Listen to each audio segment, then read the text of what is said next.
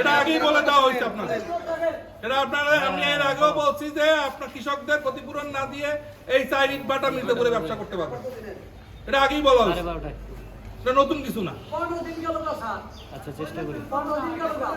15 দিন আমাদের তালিকা তৈরি করতে হয়েছে। আপনার কি ধারণা যে আজকে ক্ষতিগ্রস্ত রেজাল্ট আসছে, কালকে আমি ক্ষতিপূরণ দিয়ে দিব, এরকম ঘটনা? তাহলে আমাদের তালিকা, আমরা তালিকা পাইছি সোমবার, কথা বলছেন, আমরা ক্ষতিগ্রস্তের তালিকা পাইছি সোমবার। আমরা আজকে পর্যন্ত ভাড়াতে সময় দিচ্ছি তালিকা ভেরিফাই করার, এরপর আমরা স্টেপ নিব, কোনো সমস্যা তো নাই। আপনারা ধারণা করার কোনো কারণ নাই যে কোনো কাজ হয় নাই। প্রত্যেকের জমি কতখানি কতখানি ক্ষতিগ্রস্ত হচ্ছে সব তালিকা করা হয়েছে কৃষি অফিস থেকে। সেটা আপনারা খবর জানেন, আপনাদের প্রতিনিধিরা আপনারা এই খবর কেউ বলছে? তাহলে উনি তো উনি এখন বলতেছে উনি জানে না, তাহলে এখন উনি বলতেছে কেন যে কোনো কিছু করা হয় না? তাহলে কি কারণে আপনারা বলতেছেন যে কোনো কাজ হয় নাই? সবাই মাঠে মাঠে যায়, সবাই তালিকা নেওয়া হয়েছে যাতে বাইরের কেউ না ঢোকে।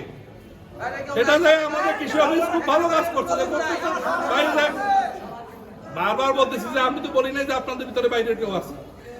বলা হয়েছে কৃষি অফিস থেকে তালিকা তৈরি করা হয়েছে, সেটা মাঠে মাঠে ফিল্ডে যায় তালিকা তৈরি করা হয়েছে যাতে বাইরের লোকজন ঢুকতে না পারে। সেই তালিকা তৈরি করা হয়েছে, কার কতটুকু জমি কতখানি ক্ষতিপূরণ লাগবে তার সেটাও নির্ধারণ করা হয়েছে। এখন যেটা বিষয় হচ্ছে আপনারা কত % ক্ষতিপূরণ চান, সেটা একটা ইস্যু।